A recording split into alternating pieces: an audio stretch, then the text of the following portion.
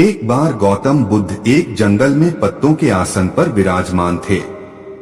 उसी समय उनका एक प्रिय शिष्य उनके पास आया और बड़े ही प्यार से पूछा, भंते, कल आप सुखपूर्वक सोए ही होंगे। बुद्ध ने कहा, हाँ कुमार, कल मैं सुख की नींद सोया, पर भगवान, कल रात तो हिमपात हो रहा था और ठंड भी बहुत ज्यादा थी। शीत हवा तेजी से बह रही थी। आपके पत्तों का आसन तो एकदम पतला है, फिर भी आप कहते हैं कि आप सुख की नींद सोए। बुद्ध बोले, अच्छा कुमार, मान लो किसी गृहपति के पुत्र का कक्ष चारों तरफ से बंद हो और उसके पलंग पर 4 अंगुल मोटा गद्दा बिछा हो, तकिया हो, ऊपर आरामदायक चादर हो और सेवा के लिए 4 सेविकाएं तत्पर हो, तब क्या वह गृहपति पुत्र सुख से सो सकेगा?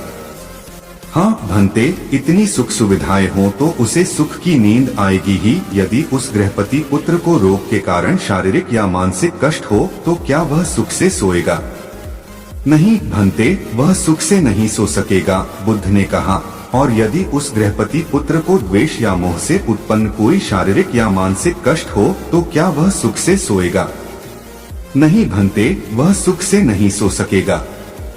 तब बुद्ध ने कहा, कुमार, राग, द्वेष और मोह से उत्पन्न होने वाली मेरी जलन जड़मूल से नष्ट हो गई है। इसी कारण शारीरिक या मानसिक किसी तरह का कोई कष्ट हो, उसकी अनुभूति न होने के कारण मुझे सुख की नींद आई थी। वास्तव में नींद को अच्छे आस्तरण, बिछावन की आवश्यकता नहीं होती।